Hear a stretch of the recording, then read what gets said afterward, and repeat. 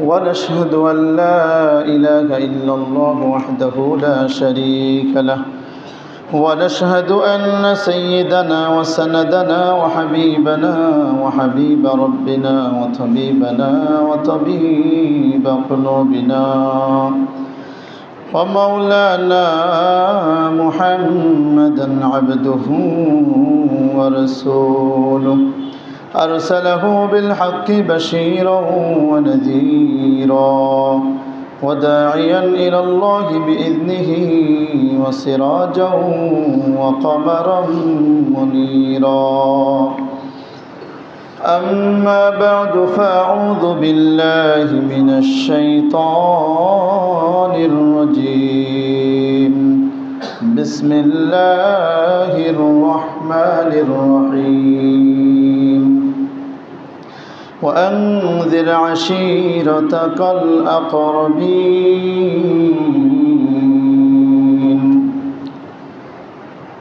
صدق الله العظيم وصدق رسوله النبي الكريم ونحن على ذلك لمن الشاهدين والشاكرين وقال الله سبحانه وتعالى إن الله وملائكته يصلون على النبي يا أيها الذين آمنوا صلوا عليه وسلموا تسليما اللهم صل على محمد وعلى آل محمد كما صليت على إبراهيم وعلى آل إبراهيم إنك حميد مجيد اللهم بارك على محمد وعلى آل محمد كما باركت على إبراهيم وعلى آل إبراهيم إنك حميد مجيد সম্মানিত মুসল্লিয়ান কিরাম আল্লাহ পাক রব্বুল আলামিনের দরবারে আমরা শুকরিয়া জ্ঞাপন করি যে মহান রব্বুল আলামিন আমাদেরকে অত্যন্ত ভালোবেসে দয়া করে মায়া করে সৈয়দুল আইয়াম জুমার দিন সৈয়দুল মাকান আল্লাহর ঘর মসজিদে আসার বসার তৌফিক দান করেছেন এবং কিছু দিনই আলোচনা করার এবং শোনার তৌফিক দান করেছেন এজন্য আমরা সকলেই দিল থেকে বলি আলহামদুলিল্লাহ। আমাদের আলোচনা চলতেছিল নবীজি সাল্লাল্লাহু আলাইহি ওয়াসাল্লামের সিরাত নিয়ে। নবীজি সাল্লাল্লাহু আলাইহি ওয়াসাল্লামের বরকতময় জন্মের পর থেকে নিয়ে বিআসাতের আগ পর্যন্ত অর্থাৎ নবুয়ত লাভের আগ পর্যন্ত আমরা ইতিপূর্বে আলোচনা শুনতে পেরেছি।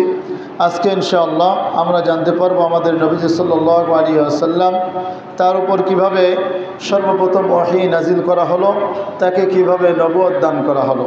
ভাইরা আমার, আমরা ইতিপূর্বে আলোচনার মাধ্যমে বুঝতে পেরেছি যে আরব ভূমি সহ পুরো পৃথিবী যখন মানবতার মর্যাদা যখন ভুলুণ্ঠিত হচ্ছিল, তখন আল্লাহ রব্বুল আলামিন এই দুনিয়ার অন্ধকারাচ্ছন্ন মানুষদেরকে আলোর পথ দেখানোর জন্য আল্লাহ রব্বুল আলামিন আমাদের নবীজি সাল্লাল্লাহু আলাইহি ওয়াসাল্লামকে এই পৃথিবীতে প্রেরণ করেন। তিনি জন্মগ্রহণ করার মাধ্যমে এই পৃথিবীকে তিনি আলোকময় করে দিলেন এবং পৃথিবীবাসীর জন্য তিনি অনেক বড় সুসংবাদ নিয়ে তিনি আগমন করলেন। এরপরে ধীরে ধীরে তিনি বড় হলেন। শৈশবে তো তিনি তার মায়ের গর্ভে থাকা অবস্থায় বাবাকে হারালেন। এরপরে 5 বছর বা 6 বছর বয়স হওয়ার পরই মাতাকে হারালেন। ধীরে ধীরে তিনি বড় হতে লাগলেন। কুরাইশ সম্প্রদায়ের মধ্যে তার গুণ গরিমা, তার আচার আখলাক সবগুলোর মাধ্যমে তিনি তাদের মধ্যে একটা আস্থাভাজন লোকে পরিণত হলেন এবং আল আমিন নামে তিনি ভূষিত হলেন। এক পর্যায়ে সর্বশেষ তার বয়স যখন 35 হলো, তখন হাজরে আসওয়াদকে নিয়ে যেই সমস্যা সৃষ্টি হলো, সেই সমস্যাটাকে তিনি অত্যন্ত সুন্দরভাবে সমাধান করে দিলেন। তো এরপরে নবীজি সাল্লাল্লাহু আলাইহি ওয়াসাল্লামের বয়স যখন 37 হলো, নবীজি সাল্লাল্লাহু আলাইহি ওয়াসাল্লাম তখন একাকী জীবনযাপনকে খুব পছন্দ করতে লাগলেন। সবসময় এতাফাররাদু, একাকী তিনি অবস্থান করতেন, একাকী চলতেন, একাকী তার সব কিছু ভালো লাগতো। তিনি নবীজি সাল্লাল্লাহু আলাইহি ওয়াসাল্লাম জাবালে নূরে অবস্থিত গারে হিরা, এই হিরা নামক গুহার মধ্যে তিনি একাকী অবস্থান করতেন। হাদিসের মধ্যে লিখে যে ওয়াতাআব্বাদু লায়ালিয়া দাওয়াতিল আদাদ, তিনি এরকমভাবে দীর্ঘ রাত দীর্ঘদিন ধরে তিনি সেখানে অবস্থান করতেন, সেখানে ইবাদত করতেন। ভাইরা আমার, 5 ওয়াক্ত নামাজ ফরজ হওয়ার আগেও কিন্তু নামাজ ছিল, একদম নামাজবিহীন কিন্তু ছিলেন না তারা। 5 ওয়াক্ত নামাজের আগে নবীজি সাল্লাল্লাহু আলাইহি ওয়াসাল্লাম কিন্তু 2 ওয়াক্ত নামাজ পড়তেন। নবুয়ত লাভের পরে 2 ওয়াক্ত নামাজ ছিল, সূর্য উদিত হওয়ার আগে আর সূর্য উদিত হওয়ার পর 2 রাকাত। হাদিসের মধ্যে আছে যে আপনার 2 সালামে 4 রাকাত নামাজ পড়েছেন। তো যাই হোক, নবীজি সাল্লাল্লাহু আলাইহি ওয়াসাল্লাম নবুয়ত লাভের আগে এরকম একাকী থাকতে লাগলেন। আম্মাজান হযরত আয়েশা সিদ্দিকা রাদিয়াল্লাহু আনহা বলেন, হাদিসের বুখারী শরীফের 2 নম্বর হাদিসের মধ্যে এসেছে যে নবীজি সাল্লাল্লাহু আলাইহি ওয়াসাল্লাম এরকম তার ওহীটা শুরু হলো স্বপ্নের মাধ্যমে। নবীজি সাল্লাল্লাহু আলাইহি ওয়াসাল্লামের ওহী প্রাথমিকভাবে স্বপ্নের মাধ্যমে আসতো। তিনি অনেক কিছু স্বপ্ন দেখতেন, আর এই স্বপ্নটা তার পুরো বাস্তবের রূপ নিত, বাস্তবতার মতোই তার এই স্বপ্ন হতো। তো এইভাবে যখনই তিনি এরকম স্বপ্ন দেখতেন তখন তিনি আরও বেশি একাকী হয়ে যেতেন, আরও বেশি নির্জনে থাকা পছন্দ করলেন। কাবা থেকে 3 মাইল দূরে গারে হিরা, এই জাবালে নূরে অবস্থিত, সেখানে তিনি অবস্থান করতেন। কথা হলো যে তিনি এই পাহাড়টাই কেন নির্বাচন করলেন, বাকি তো আরও অনেক পাহাড় ছিল। এর উত্তরে বলা হয় যে নবীজি সাল্লাল্লাহু আলাইহি ওয়াসাল্লামের বংশধরেরা, কুরাইশ বংশের লোকেরা, তাদের মধ্যে যারা মুওয়াহিদ ছিল তারাও আল্লাহ তাআলার ইবাদত করত, আর এই ইবাদত করার জন্য এই জাবালে নূরকে তারা নির্বাচন করেছিলেন। এই গারে হিরার মধ্যে তারা অবস্থান করে আল্লাহ তাআলার ইবাদত করতেন। তাই নবীজি সাল্লাল্লাহু আলাইহি ওয়াসাল্লামও এই গারে হিরাকে ইবাদতের জন্য তিনি বেছে নিয়েছিলেন। তো যাই হোক, নবীজি সাল্লাল্লাহু আলাইহি ওয়াসাল্লামের উপর যখন ওহী নাজিল হয়, নাজিল হওয়ার আগে আমরা জানবো যে নবুয়ত লাভ করেছেন আমাদের নবী সাল্লাল্লাহু আলাইহি ওয়াসাল্লাম। নবুয়ত লাভের মাধ্যমে, ওহী নাজিলের মাধ্যমে তিনি নবী হয়েছেন। নবুয়ত শব্দের অর্থ হলো যে নাবাআ ইয়ানবাউ, নাবাউন বা নবুওয়াতান, যার অর্থ হলো সংবাদ দেওয়া। সেই অর্থে আমাদের নবীজি সাল্লাল্লাহু আলাইহি ওয়াসাল্লাম সহ সকল নবী তাদেরকে বলা হয় সংবাদ বাহক, বা বার্তাবাহক, সংবাদদাতা।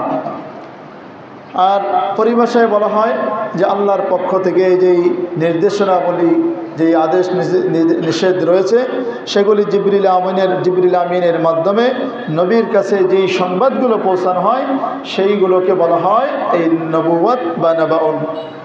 এরপরে নবীজি সাল্লাল্লাহু আলাইহি ওয়াসাল্লামের উপর তিনি যে নবুয়ত লাভ করেছেন ওহীর মাধ্যমে। ওহী কাকে বলে আমরা একটু জানবো, ওই একই অর্থ প্রায়। ওহীর অর্থ হলো যে আল্লাহর কালাম, আল্লাহর কথা, যিনি জিবরিল আমিনের মাধ্যমে সমস্ত নবীদের কাছে যেটা পাঠিয়েছেন সেটাকে বলা হয় ওহী। ওহী 2 প্রকার, 1 নম্বর হলো ওহিয়া মাতলু, 2 নম্বর ওহিয়া গায়রে মাতলু। ওহিয়া মাতলু বলা হয় যার শব্দ এবং ভাষা দুটোটাই আল্লাহর পক্ষ থেকে, যেটা আমরা কোরআন হিসেবে জানি, এটা স্বয়ং আল্লাহ তাআলার পক্ষ থেকে। এর শব্দ এবং এর ভাষা দুটোটাই স্বয়ং আল্লাহ রাব্বুল আলামিনের কুদরতি জবান থেকে এটা নির্গত হয়েছে, বলি সুবহানাল্লাহ। আর ওহিয়া গায়রে মাতলু হলো যেটার শব্দ, ভাষাটা আল্লাহ তাআলার পক্ষ থেকে, কিন্তু শব্দটা নবীজি সাল্লাল্লাহু আলাইহি ওয়াসাল্লামের জবান থেকে বের হয়েছে। এটাকে বলা হয় হাদিস, আমরা সুন্নাহ হিসেবে যেটাকে জানি। এই কোরআন এবং সুন্নাহ, এই দুটি জিনিস আমাদের নবীজি সাল্লাল্লাহু আলাইহি ওয়াসাল্লাম কিয়ামত পর্যন্ত সকল মানুষের জন্য শান্তির পাওয়ার জন্য তিনি রেখে গিয়েছেন। যারা এটাকে আঁকড়ে ধরতে পারবে তারাই শান্তি পাবে, তারাই হিদায়াতপ্রাপ্ত বান্দা হিসেবে পরিগণিত হবে। ভাইরা আমার, তো নবীজি সাল্লাল্লাহু আলাইহি ওয়াসাল্লাম এইভাবে একাকী থাকতে লাগলেন। একাকী যখন থাকতে লাগলেন, এই থাকা অবস্থায় একদিন হঠাৎ করে জিবরিল আমিন তার কাছে আসলেন। হাদিসের মধ্যে আসে যে জাআনি আল মালাক, একজন ফেরেশতা আসলেন যার নাম হলো জিবরিল। জিবরিল আমিন এসে তিনি বলতেছেন যে ইকরা, পড়ো। নবীজি বললেন মা আনা বিকারিন, আমি পড়তে জানি না। নবীজি তো আমরা তো আগে জেনেছি যে তিনি ছিলেন উম্মি নবী, তিনি পড়তে জানতেন না, তিনি লিখতে জানতেন না। দুনিয়ার এই জাগতিক শিক্ষা তার মধ্যে ছিল না। আল্লাহ রাব্বুল আলামিন তার মাধ্যমে এই কোরআন আল্লাহ তাআলা আমাদের কাছে দিয়েছেন, আমাদের পর্যন্ত পৌঁছে দিয়েছেন। তো জিবরিল আমিন যখন এসে বলতেছেন যে ইকরা, পড়ুন, তখন নবীজি বলতেছেন আমি কি পড়বো, আমি তো পড়তে জানি না, মা আনা বিকারিন। এরপরে নবীজি সাল্লাল্লাহু আলাইহি সাল্লাম বলেন ফাআখাযানি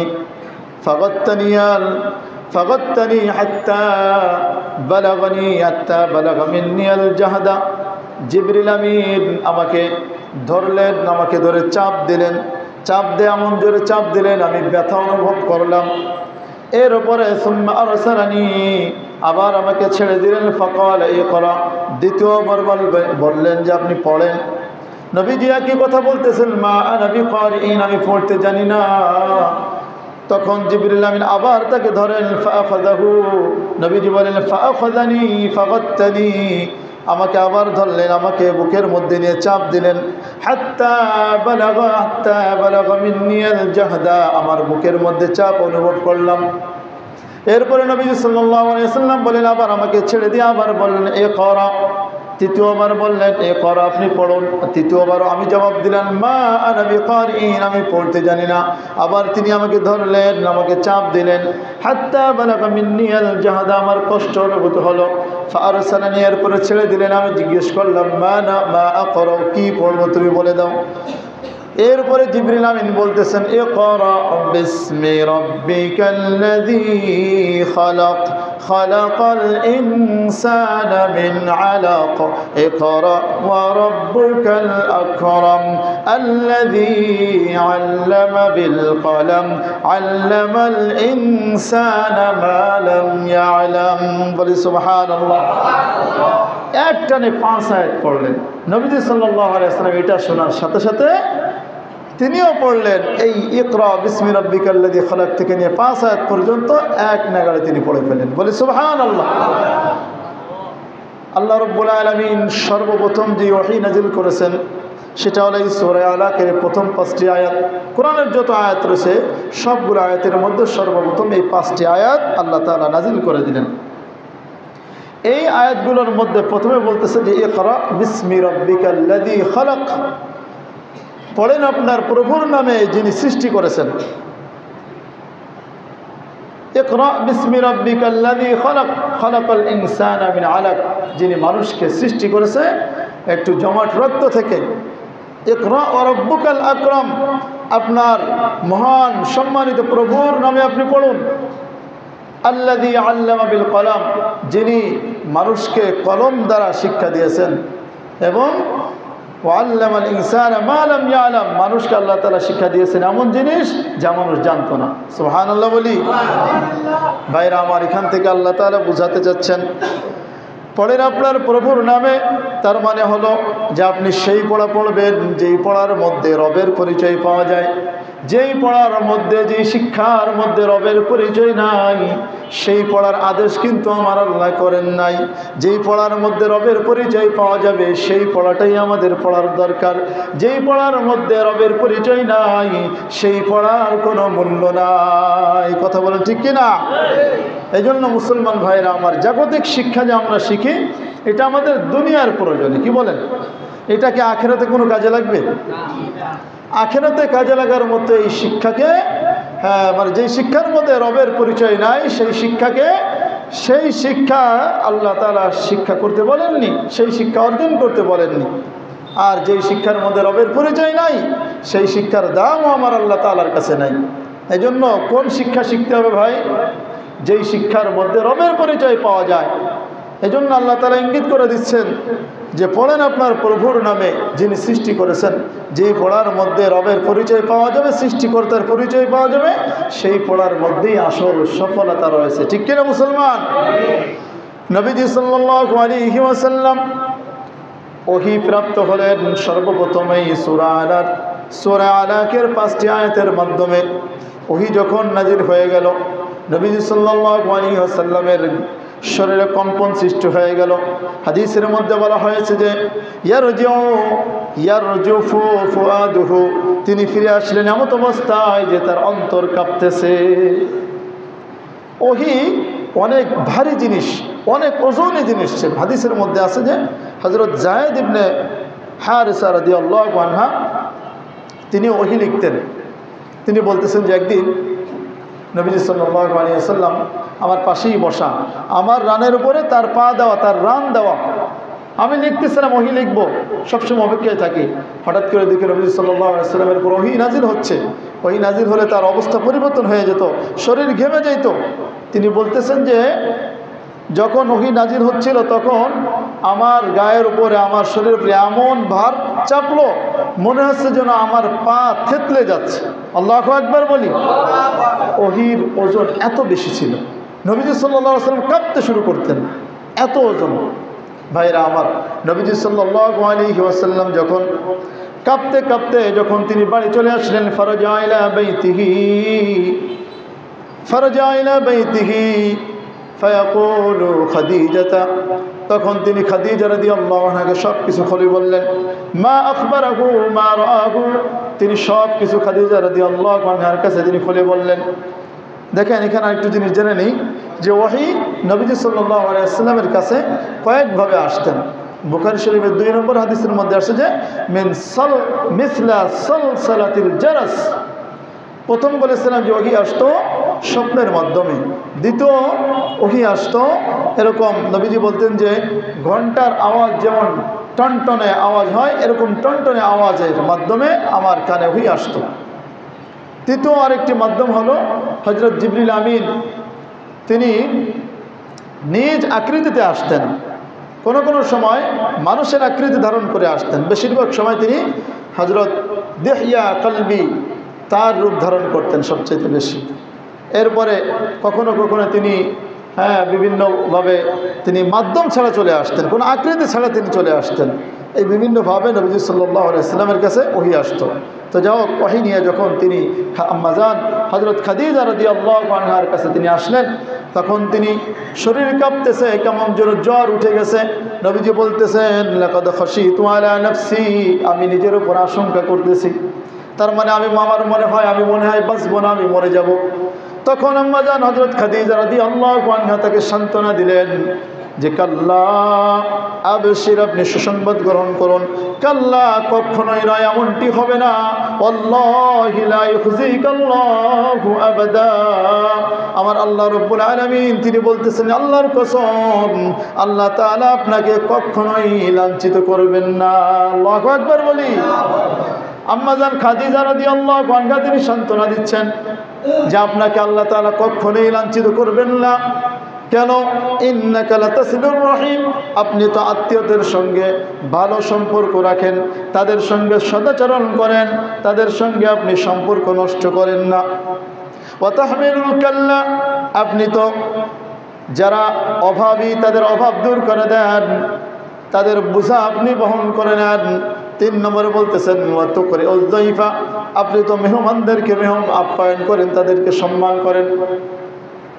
অতকরিউল যায়ফা, এরপরে ওয়াতুইনু আলা নওয়াইবিল হক, এবং যারা হকের উপর চলতে চায় তাদেরকে আপনি সাহায্য করেন। যাদের মধ্যে এই কাজ থাকবে, এই গুণগুলো থাকবে, তাদেরকে আমার আল্লাহ রাব্বুল আলামিন কখনোই লাঞ্ছিত করবেন না। বলি সুবহানাল্লাহ। যাদের মধ্যে এই গুণগুলো থাকবে তাদেরকে কখনোই আল্লাহ তাআলা লাঞ্ছিত করবেন না। তাহলে আপনি কেন টেনশন করতেছেন? তাহলে নবীজি সাল্লাল্লাহু আলাইহি ওয়াসাল্লামের মধ্যে এই কয়েকটি গুণ ছিল, এটা আমাদের অর্জন করার দরকার আছে না নাই ভাই? নবীজি সাল্লাল্লাহু আলাইহি ওয়াসাল্লাম আত্মীয়তার সম্পর্ক বজায় রাখতেন, আত্মীয়দের সঙ্গে তিনি ভালো ব্যবহার করতেন, তিনি অভাবীদের বোঝা বহন করতেন। তার মানে হলো তাদেরকে বিভিন্নভাবে সাহায্য সহযোগিতা করতেন, তাদের বোঝা হালকা হয়ে যেত, তাদের অভাব দূর হয়ে যেত। তারপরে যারা আপনার অসুস্থ, যারা অসুস্থ, ইনকাম করতে পারে না, তাদেরকেও নবীজি সাল্লাল্লাহু আলাইহি ওয়াসাল্লাম নিজে ইনকাম করে নিজের পারিশ্রমিক তাদেরকে দিতেন। সুবহানাল্লাহ পড়ি। তারপরে আরও যারা হকের উপর চলতে চায়, হক নিয়ে যারা চলতে যায়, হক নিয়ে চলতে গেলে একটু দুর্দশা আসবে, বিপদ আপদ আসবে, নবীজি সাল্লাল্লাহু আলাইহি ওয়াসাল্লাম এই সকল মানুষের পাশে দাঁড়াতেন। নবুয়ত লাভের আগ থেকেই এই সকল গুণ তার মধ্যে ছিল। এই জন্য খাদিজা রাদিয়াল্লাহু আনহা এই সকল গুণের কথা উল্লেখ করে তাকে বলতেছেন যে আপনার কোনো টেনশন নাই। নবীজি সাল্লাল্লাহু আলাইহি ওয়াসাল্লাম বলতেছেন শীতে কেমন যেন কাঁপতেছে, অথচ শীত নাই, কেমন যেন জ্বর উঠে গেছে। নবীজি বলতেছেন জাম্মিলুনি জাম্মিলুনি, আমাকে চাদর দ্বারা আবৃত করে দাও, চাদর দ্বারা আমাকে ঢেকে দাও। ফাজাম্মালুহু, হযরত খাদিজা রাদিয়াল্লাহু আনহা তিনি চাদর দ্বারা আবৃত করে দিলেন, তাকে সান্ত্বনা দিলেন। যখন সব খবর শুনলেন, বিস্তারিত এই ওহীর ঘটনা যখন তিনি শুনলেন, তখন তিনি একটু ভয় পেয়ে তিনি তার চাচাতো ভাই ওয়ারাকা ইবনে নাওফেলের কাছে তিনি নিয়ে গেলেন। নবীজি সাল্লাল্লাহু আলাইহি ওয়াসাল্লাম যখন তার কাছে সব কিছু খুলে বললেন, ওয়ারাকা ইবনে নাওফেল তিনি ছিলেন একজন পূর্ববর্তী সময় তিনি খ্রিস্ট ধর্মের অনুসারী ছিলেন, এক কথায় তিনি মুওয়াহিদ ছিলেন, হকের উপরে ছিলেন। তখন তিনি এই খবর শুনে তিনি যখন বললেন যে আমার কাছে একজন ফেরেশতা এসেছিল, এই ফেরেশতা আসার কথা ঘটনা যখন শুনলেন, তখন বললেন এই ফেরেশতা তো হাযা নামুসুল্লাযী নাযালাল্লাহু আলা মূসা, এ তো ওই ফেরেশতা, এই সেই মহান ফেরেশতা যাকে আল্লাহ তাআলা ওহী দিয়ে মূসা আলাইহিস সালাতু ওয়াস সালামের কাছে প্রেরণ করেছেন, আর তোমার কাছেও সেই ফেরেশতা এসেছে। তার মানে ইন্নাকা লা রাসূলুল্লাহ, তুমি আল্লাহ তাআলার পক্ষ থেকে প্রেরিত রাসূল। বলেন সুবহানাল্লাহ। তখন ওয়ারাকা ইবনে নাওফেল তিনি তার একটা আশঙ্কা প্রকাশ করতেছেন, ইয়া লাইতানি কুনতু জাযআন লাইতানি ইয়াকুনু হাইয়ান, আফসোস যদি আমি ওই সময় জীবিত থাকতাম, যদি ওই সময় আমি যুবক থাকতে পারতাম। ইয ইউখরিজুকা কওমুকা, যখন তোমার কওম তোমাকে বের করে দিবে, যখন তোমার সম্প্রদায়, যেই সম্প্রদায়ের মধ্যে তুমি বড় হয়েছ, এই কুরাইশ বংশের লোকেরাই যখন তোমাকে এই সম্প্রদায় থেকে বের করে দিবে, তখন যদি আমি জীবিত থাকতে পারতাম, আমি যদি যুবক থাকতে পারতাম, অবশ্যই আমি আনসুর নাসরাকা মুআজ্জারান, আমি তোমার সঙ্গে থাকতাম, কঠিন অবস্থান নিয়ে আমি তোমাকে সাহায্য করতাম। সুবহানাল্লাহ বলি। ওয়ারাকা ইবনে নাওফেল তার এই আশঙ্কার কথা প্রকাশ করলেন, সাথে সাথে নবীজি সাল্লাল্লাহু আলাইহি ওয়াসাল্লামকে বললেন যে আমি যদি জীবিত থাকতাম তাহলে আমি তোমার সঙ্গে থাকতাম। কিন্তু তার হায়াত শেষ হয়ে গিয়েছিল, তার কয়েকদিন পরেই তিনি ইন্তেকাল করেন। নবীজি সাল্লাল্লাহু আলাইহি ওয়াসাল্লাম যখন শুনলেন যে হায় হায় আমার কওম আমাকে বের করে দিবে, তিনি আশ্চর্য হয়ে বললেন আওয়া মুখরিজিয়াহুম, হায় হায় যে সম্প্রদায়ের মধ্যে আমি বড় হয়েছি ছোটবেলা থেকে, যারা আমাকে আল আমিন বলে ডাকে, যারা আমাকে আস্থাভাজন লোক হিসেবে আমাকে ভালোবাসে, তারা আমাকে বের করে দেবে, এটা কি হতে পারে নাকি? আওয়া মুখরিজিয়াহুম, আমাকে কি তারা সত্যিই বের করে দিবে? আশ্চর্য হয়ে তিনি বললেন। তখন ওয়ারাকা ইবনে নাওফেল জবাব দিলেন লাম ইয়াতি আহাদুন মা জিতা বিহি ইল্লা উদিয়া, তুমি যেই জিনিস নিয়ে এসেছো, এই জিনিস নিয়ে যেই ব্যক্তি পৃথিবীতে আগমন করেছে তার সঙ্গেই শত্রুতা পোষণ করা হয়েছে, তার সাথেই শত্রুতা পোষণ করা হয়েছে। অর্থাৎ যেই ব্যক্তি আল্লাহর পক্ষ থেকে হকের বাণী নিয়ে এসেছে, তার সঙ্গেই এরকম তার সম্প্রদায়ের লোকেরা তার সঙ্গে শত্রুতা পোষণ করেছে, তার উপর নির্যাতন করেছে, অত্যাচার করেছে, নিজ সম্প্রদায় থেকে, নিজ এলাকা থেকে তাকে বিতাড়িত করে ছেড়েছে। নবীদের ঘটনা আমরা জানি, পূর্ববর্তী সকল নবীদেরই একই অবস্থা ছিল। যখনই আল্লাহ তাআলার পক্ষ থেকে ওহী নিয়ে এসে মানুষদেরকে, অন্ধকারে নিমজ্জিত মানুষকে দাওয়াত দেওয়া শুরু করলো, এক আল্লাহর প্রতি যখন দাওয়াত দিল, তখনই নবীরা তাদের সম্প্রদায়ের লোকের কাছে শত্রুতে পরিণত হয়ে গেল। হযরত নূহ আলাইহিস সালাতু ওয়াস সালামের ঘটনা আমরা জানি। হযরত লূত আলাইহিস সালাম, ইব্রাহিম আলাইহিস সালাতু ওয়াস সালাম, তারা কষ্ট করেছেন দাওয়াতের মেহনত করতে গিয়ে, দাওয়াত দিতে গিয়েছেন। নূহ আলাইহিস সালাতু ওয়াস সালাম তো 950 বছর দাওয়াত দিয়েছেন, 950 বছর আল্লাহ তাআলা তাকে এরকম হায়াত দিয়েছেন। তার হায়াত প্রায় 950 বছর যদি দাওয়াতি কাজই করেন, তাহলে হায়াত প্রায় 1000 বছরের কাছাকাছি না, 40 বছর মিলান, প্রায় 990 বছর তিনি জীবিত ছিলেন। তাফসীরের মধ্যে রেখে যে তিনি 35টা জেনারেশন পেয়েছেন, 35টা প্রজন্মের পর প্রজন্ম তিনি পেয়েছেন, তাদেরকে দাওয়াত দিয়েছেন। সুবহানাল্লাহ বলি। প্রজন্ম আমরা বুঝি তো যে 20 বছর 30 বছর পর পরই তো সাধারণত একটা প্রজন্ম পরিবর্তন হয়, নতুন প্রজন্ম আসে। এখন যারা বৃদ্ধ বয়সে আছে, দেখা যায় ইনাদের ছেলেরা এখন বর্তমানে নতুন প্রজন্ম, এরকম না? এরকম 35টা জেনারেশন তিনি পেয়েছেন, দাওয়াত দিয়েছেন। তো তার দাওয়াতি কাহিনীর মধ্যে দেখা যায় যে তিনি দাওয়াত দেন, দাওয়াত যখনই দিতে যান, তখনই তার কওমের লোকেরা তাকে অবিশ্বাস করে তাকে পাথর মারেন। প্রত্যেক নবীকেই তার কওমরা বলছে লানার জুমান্নাকা লানার জুমান, যদি দাওয়াত থেকে বিরত না থাকো তোমাকে পাথর মেরে হত্যা করে দেব। ইব্রাহিম আলাইহিস সালামের পিতা তাকে বলতেছে তুমি যদি আমাকে তোমার ওই এক ইলার দাওয়াত দেওয়া থেকে যদি বিরত না থাকো তাহলে আমিও তোমাকে পাথর মেরে হত্যা করে ফেলব।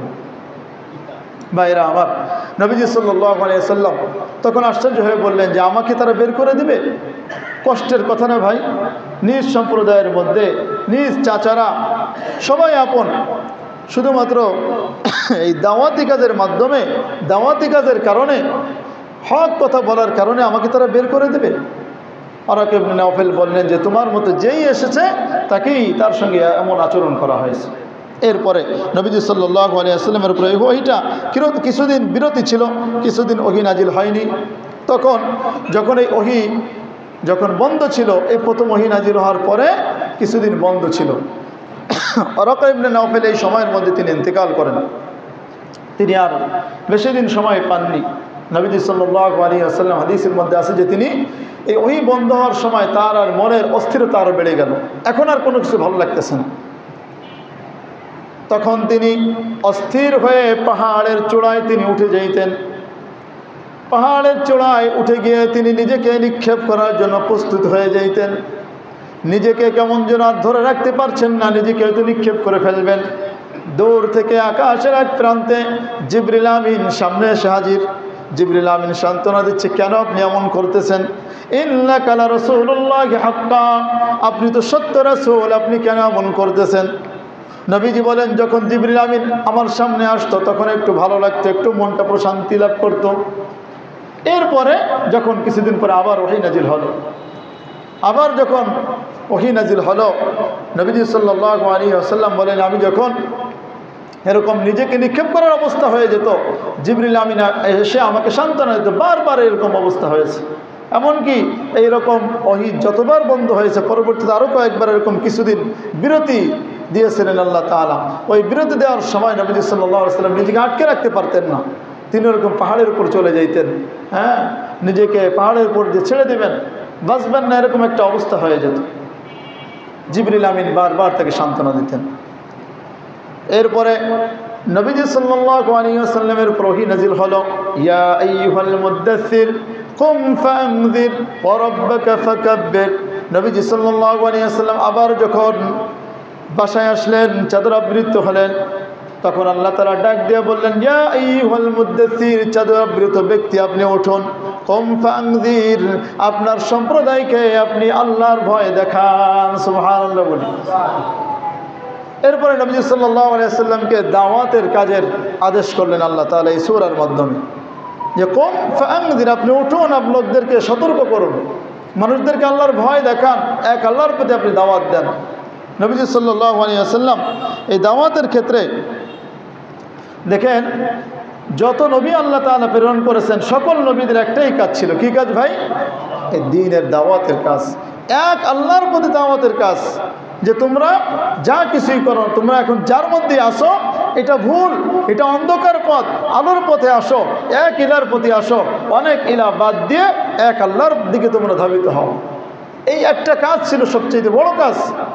আল্লাহ রাব্বুল আলামিন বলেন, ইয়া আইয়ুহার রাসূল বাল্লিগ মা উনজিলা ইলাইক বাল্লিগ মা উনজিলা ইলাইকা মির রাব্বিক, আপনি পৌঁছে দেন আপনার রবের পক্ষ থেকে যেই জিনিস আপনার কাছে প্রেরণ করা হয়েছে। বলি সুবহানাল্লাহ। আল্লাহ তাআলা আপনাকে যেই জিনিস আপনাকে দিয়েছেন সেই জিনিস মানুষের কাছে পৌঁছে দেন। এই দাওয়াত আপনি মানুষের কানে কানে পৌঁছে দেন। নবীজি সাল্লাল্লাহু আলাইহি ওয়াসাল্লাম প্রাথমিক অবস্থায় দাওয়াত দিলেন গোপনে। 3 বছর এই দাওয়াতের কাজ চলল গোপনে। নবীজি সাল্লাল্লাহু আলাইহি ওয়াসাল্লাম পুরো এই নবুয়তি জিন্দেগি 23 বছরের মধ্যে 13 বছর দাওয়াতের কাজ করেন মক্কায়, 10 বছর করেন মদিনায়। আর এই মক্কায় 13 বছর, এটাও আবার কয়েক ভাগে বিভক্ত।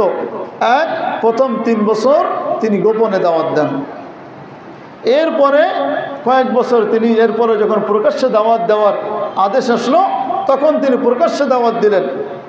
এরপরে তিনি হিজরত করার পরে যখন মদিনায় গেলেন, মদিনায় যাওয়ার পরে সেখান থেকে 10 বছর দাওয়াতি মেহনত করার মাধ্যমে গোটা পৃথিবীর মধ্যে আল্লাহ নবী সাল্লাল্লাহু আলাইহি ওয়াসাল্লাম আল্লাহর দ্বীনকে প্রতিষ্ঠিত করে গিয়েছেন। বলি সুবহানাল্লাহ।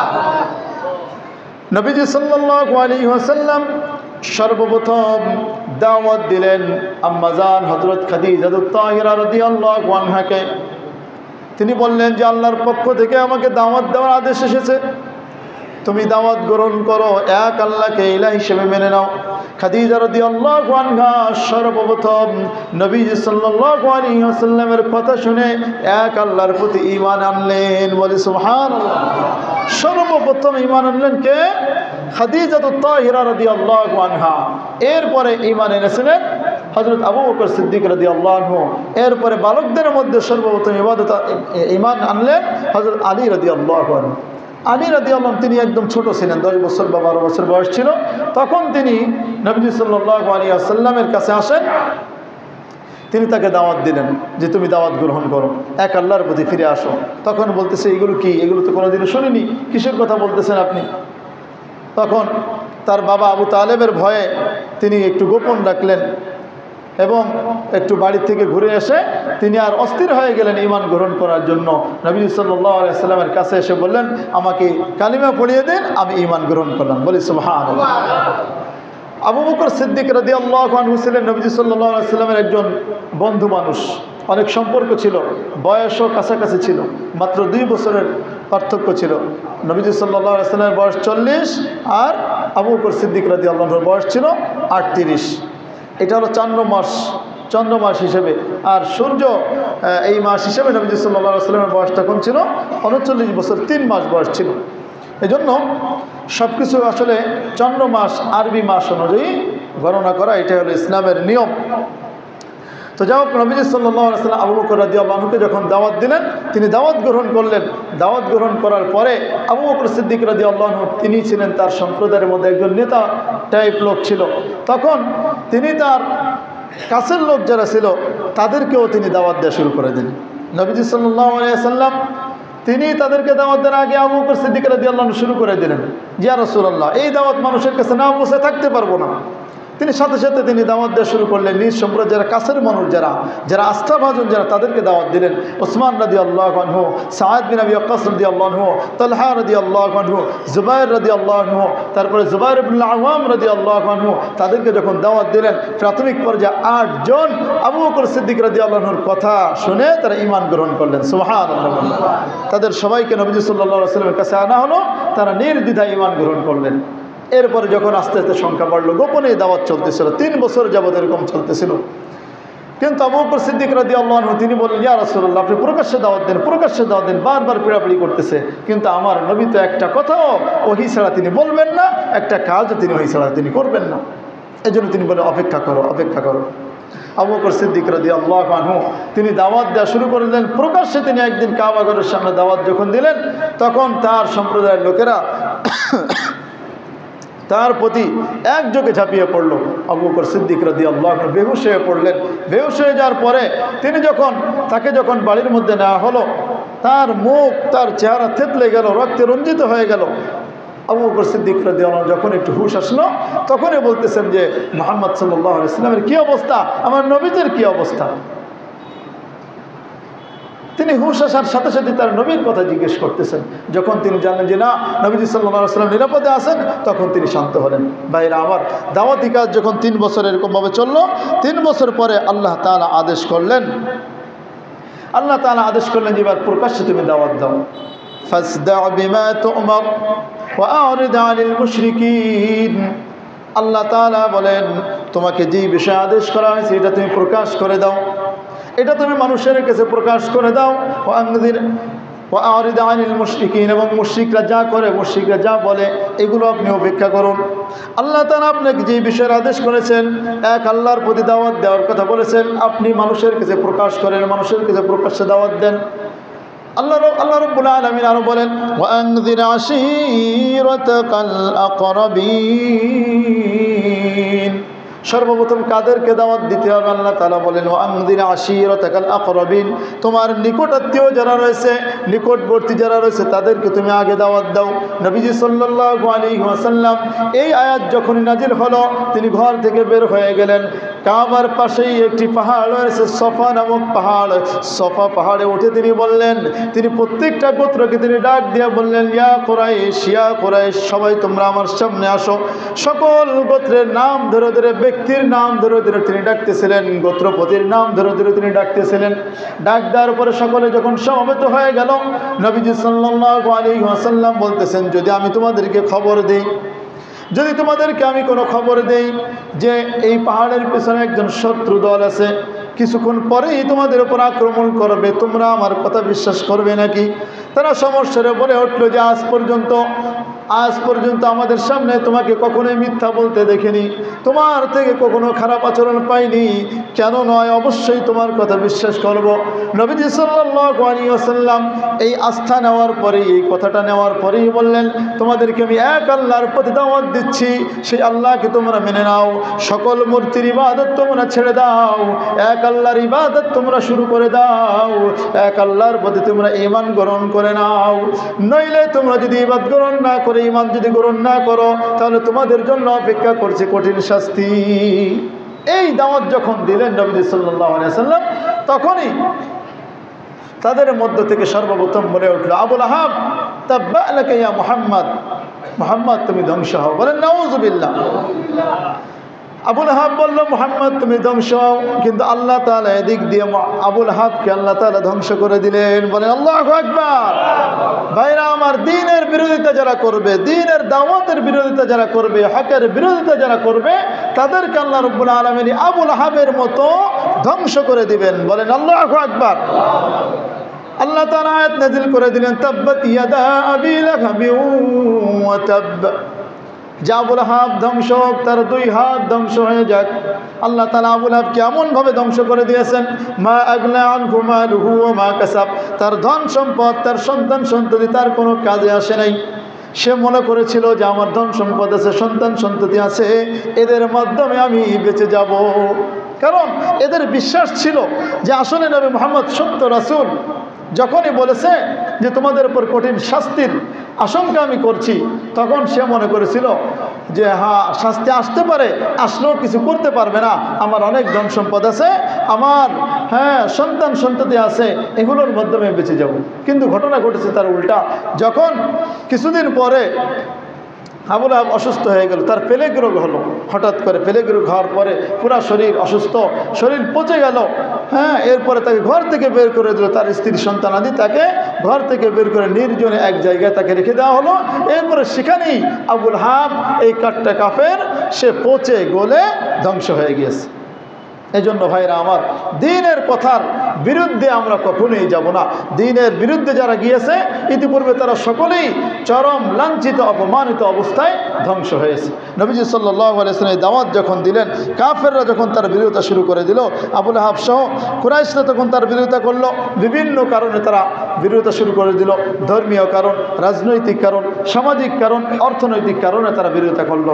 ধর্মীয় কারণ হলো যে এতদিন আমরা মূর্তি পূজা করেছি, একটা জিনিস আমরা, একটা ইবাদত আমরা করেছি, এখন নতুন একটা ধর্ম আসছে, এগুলো গ্রহণ করা যাবে না, বাপদাদা ধর্মকে আর ছাড়া যায়, এইরকম মনে করে তারা বিরোধিতা করেছে, বাপদাদা ধর্ম ছাড়ে নাই। 2 নম্বর কারণ হলো যে তারা সামাজিক কারণে নবীজি সাল্লাল্লাহু আলাইহি ওয়াসাল্লামের বিরোধিতা করেছে। কারণ কাবার একটা দায়িত্ব ছিল, বা তাদের কাবার যে পুরা দায়িত্ব, এটা কুরাইশদের হাতে কুক্ষিগত ছিল। তারা দেখলো যে যদি নতুন ধর্ম মুহাম্মদ সাল্লাল্লাহু আলাইহি ওয়াসাল্লাম নিয়ে এসেছে, সেটা যদি মানুষ গ্রহণ করে, তাহলে আমাদের হাতে কাবার দায়িত্ব থাকবে না, ছিনিয়ে নেওয়া হবে, তো সামাজিক অবস্থানে আমাদের কোনো দামই থাকবে না। যার কারণে তারা নবী সাল্লাল্লাহু আলাইহি ওয়াসাল্লামের বিরোধিতা শুরু করলো। রাজনৈতিক কারণেও তারা দেখলো যে নবী সাল্লাল্লাহু আলাইহি ওয়াসাল্লামের এই ধর্ম যদি মানুষ গ্রহণ করে, নেতা হয়ে যাবে কে? নবী মুহাম্মদ সাল্লাল্লাহু আলাইহি ওয়াসাল্লাম। তখন আমরা যে নেতা হয়ে আছি, এই নেতামি আর থাকবে না। এই নেতামি, এই খেতামি চলে যাওয়ার ভয়ে তারা নবী সাল্লাল্লাহু আলাইহি ওয়াসাল্লামের বিরোধিতা করেছে রাজনৈতিকভাবে। এরপরে অর্থনৈতিকভাবে তারা বিরোধিতা করছে। কেন? অর্থনৈতিক কারণে। সেটা হলো যে এই কাবা শরীফকে কেন্দ্র করে অনেক অর্থ আসতো, মানুষ হজ করতে আসতো, মানুষদেরকে অনেকটা লাভবান হওয়ার একটা সুযোগ থাকে, সেইটা তো তাদের হাত থেকে ছুটে যাবে। এই অর্থ তো আর তারা পাবে না, এরকম দুই নম্বর করে আর রাখতে পারবে না, যার কারণে তারা এই হকের বিরোধিতা শুরু করে দিয়েছে। ভাইরা আমার, এই জামানায় কিছু মানুষ কিন্তু হকের বিরোধিতা করে, কোরআনের বিরোধিতা করে। হ্যাঁ, এই মসজিদে মনে করেন যে আপনার কোরআনের কথা হবে, সেখানেও তারা বাধা দেওয়ার চেষ্টা করে। এই বয়ান করা যাবে না, সেই বয়ান করা যাবে না, অমুক মন খারাপ করে, তমুক মন খারাপ করবে। আপনাদের কাছে প্রশ্ন করি, নবীজি সাল্লাল্লাহু আলাইহি ওয়াসাল্লাম যখন আল্লাহর দাওয়াত দিলেন, তখন কি কার মন খারাপ হবে আর কার মন খুশি হবে সেদিকে চিন্তা করেছেন? সেদিকে চিন্তা করেননি। তিনি এক আল্লাহর দাওয়াত দিবেন, কে রাগ হবে আর কে খুশি হবে এগুলো দেখার কোনো সুযোগ নাই। আল্লাহর কোরআন এভাবেই আল্লাহ রাব্বুল আলামিন সব জায়গায় যত আয়াত আল্লাহ তাআলা নাযিল করেছেন, প্রত্যেকটা বক্তব্যের মধ্যে এইভাবে নির্দ্বিধায় তিনি বক্তব্য দিয়েছেন, যেখানে কারো চেহারার দিকে, কারো ক্ষমতার দিকে লক্ষ্য করা হয় নাই। নবীজি সাল্লাল্লাহু আলাইহি ওয়াসাল্লাম এই দাওয়াত দেওয়ার কারণে কাফের মুশরিকরা তার বিরোধিতা করা শুরু করে দিল। বিভিন্নভাবে যখন বিরোধিতা করলো, বিভিন্নভাবে তাদের উপর নির্যাতন শুরু করলো। বিলাল রাদিয়াল্লাহু আনহুকে তাকে আপনার রোদের উপর শুয়ে দিয়ে, উত্তপ্ত বালুর উপরে শুয়ে দিত, তাকে ওই অবস্থায় তাকে উলঙ্গ করে তার উপর মারপিট করতো। এরপরে তিনি বলতেন আহাদ আহাদ, তারপরে ঈমান ছাড়েননি, আল্লাহ এক আল্লাহ এক, এটাই তিনি বলতে থাকতেন। ভাইরা আমার, আব্দুল্লাহ ইবনে মাসউদ রাদিয়াল্লাহু আনহু, তাকে ওসমান রাদিয়াল্লাহু আনহু, এইভাবে বিভিন্নভাবে তাদেরকে নির্যাতন করা হতো। আপনার পাটির মধ্যে পেঁচাইয়া, কাপড়ের মধ্যে পেঁচাইয়া একজন মানুষকে এরপরে তার মুখের সামনে নিয়ে ধোয়া দিত। কি কষ্ট নাই করছে সাহাবায়ে কেরাম তারা ঈমানের জন্য। আর আমরা তো জন্ম থেকে ঈমান পেয়ে গিয়েছি, যার কারণে ঈমানের মূল্য আমাদের কাছে নাই। এজন্য ঈমানের কথা শুনতে ভালো লাগে না। ঈমানের কথা শুনলে শরীরে অনেকের অ্যালার্জি ওঠে, নামাজের কথা বললে অনেক ব্যস্ততা বেড়ে যায়। কেন? ওই যে ঈমান আনার জন্য যে কষ্টটা করেছেন সাহাবায়ে কেরামগণ, সেই কষ্ট আমরা করিনি, সেই কষ্টটা আমরা বুঝিনি। ভাইরা আমার, আজকে এতটুকু থাক। নবীজি সাল্লাল্লাহু আলাইহি ওয়াসাল্লাম দাওয়াত যখন প্রকাশ্যে দেওয়া শুরু করলেন, কাফের মুশরিকরা তার বিরোধিতা শুরু করে দিল। কাফের মুশরিকরা নবীজি সাল্লাল্লাহু আলাইহি ওয়াসাল্লামের উপর বিভিন্ন উপর নির্যাতন শুরু করে দিলেন। আজকে এতটুকুই থাক, ইনশাআল্লাহ এরপর থেকে সামনে আলোচনা হবে। যা শুনলাম আমরা এর উপরে যেন আমল করতে পারি, দ্বীনের দাওয়াতের জন্য, দ্বীনের কাজের জন্য যেন নিবেদিত প্রাণ হতে পারি, আল্লাহ তাআলা আমাদেরকে তৌফিক দান করেন। বলেন আমিন। আখির দাওয়ানা আলহামদুলিল্লাহি রাব্বিল আলামিন।